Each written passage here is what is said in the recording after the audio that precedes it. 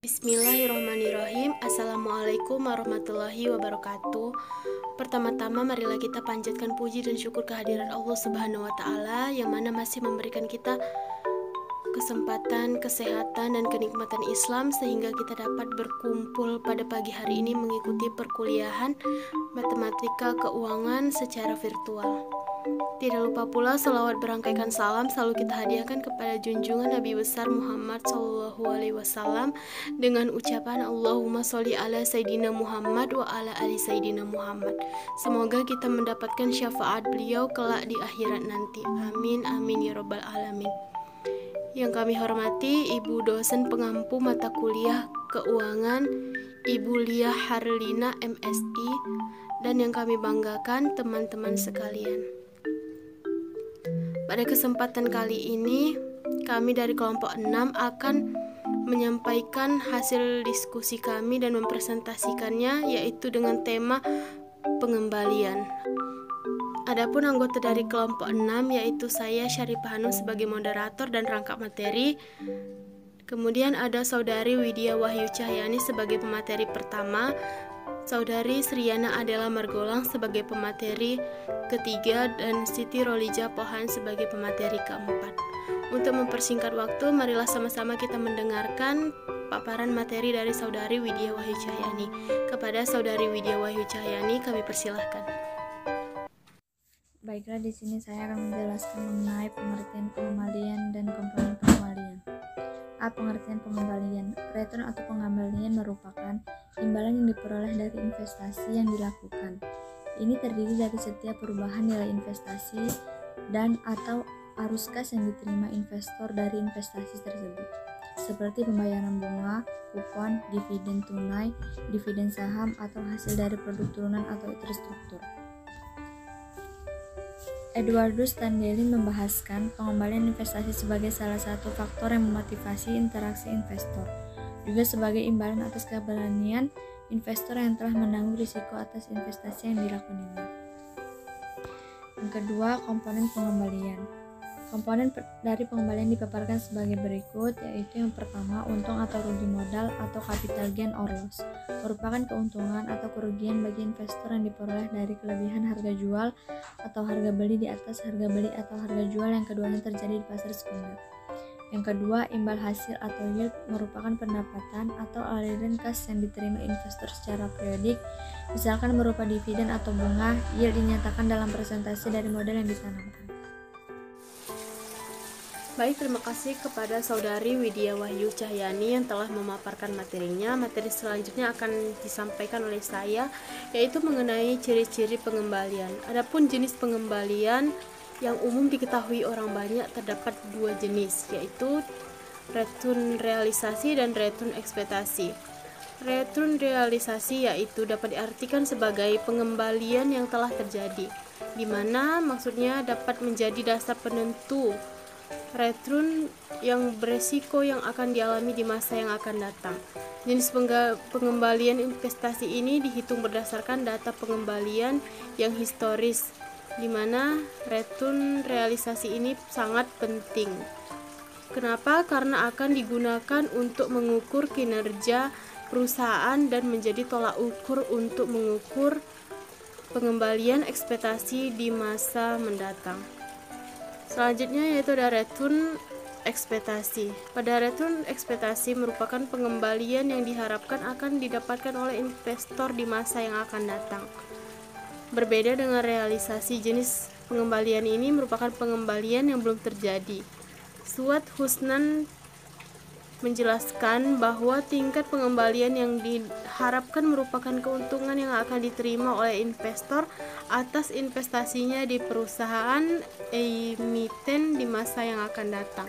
Tingkat pengembalian ini sangat dipengaruhi oleh prospek perusahaan tersebut di masa yang akan datang. Tentu saja seorang investor akan mengharapkan return dalam jumlah tertentu di masa depan. Namun ketika investasi tersebut mulai sudah selesai dan keuntungan yang didapatkannya telah benar-benar dapat, maka keuntungan tersebut menjadi return realisasi.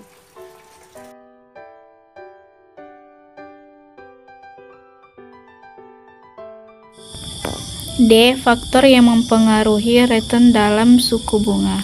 A. Suku bunga. Meningkatnya suku bunga akan menurunkan nilai investasi saat ini dari return yang akan didapatkan pada masa mendatang. Kondisi ini juga akan menurunkan harga saham di pasar modal. B. Inflasi.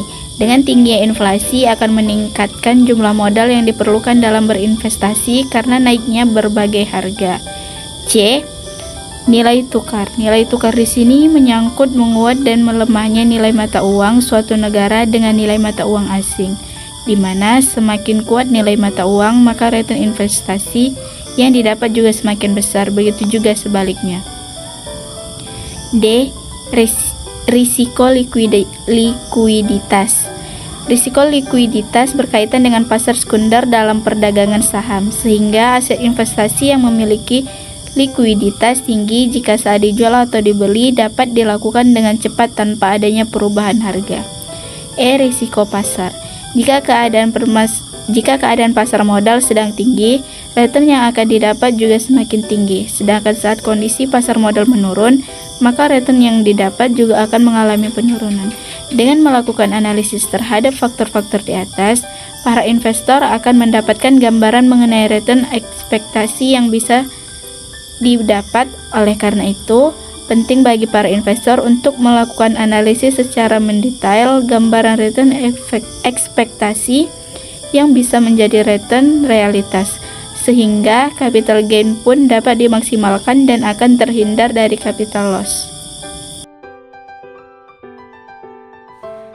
Baiklah, di sini saya akan melanjutkan dari pemateri ketiga, yaitu cara menghitung kembalian.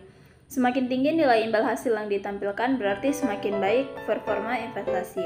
Return atau pengembalian dapat dihitung dengan menggunakan rumus sebagai berikut, yaitu harga sekarang kurang harga beli dikali jumlah unit yang dimiliki. Di sini ada contoh soal, misalnya Firhan mendapatkan 100 unit reksadana dengan harga masing-masing 110.000. Ketika nantinya harga unitnya menjadi 125.000, maka berdasarkan rumus di atas, imbal hasil yang didapatkan adalah harga sekarang tadi 125.000, harga belinya 110.000.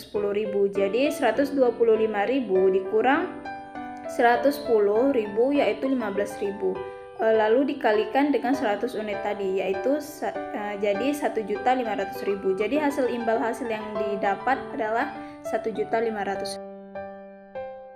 Alhamdulillah telah kita dengarkan pemaparan materi dari kelompok kami.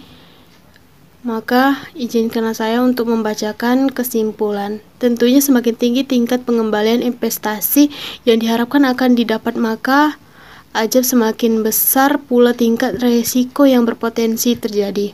Risiko suatu sekuritas bisa dibedakan menjadi dua jenis, yaitu risiko sistematis dan risiko tidak sistematis. Menurut Sudana dan Janiarti dalam Rahmanto 2002, risiko sistematis ialah risiko yang berasal dari eksternal perusahaan di mana bersifat makro seperti faktor politik, ekonomi, budaya, dan lainnya.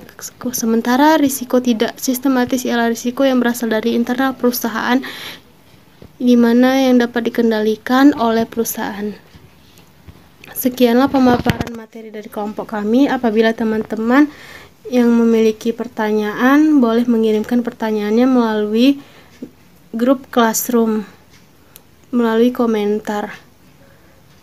Demikian kami akhiri. Apabila ada kata-kata yang salah, kami mohon maaf, dan kepada ibu kami mohon maaf karena terdapat banyak kali kesalahan dari kami. Kepada Allah kami mohon ampun. Kami akhiri. Wabillahi taufiq wal hidayah. Wassalamualaikum warahmatullahi wabarakatuh.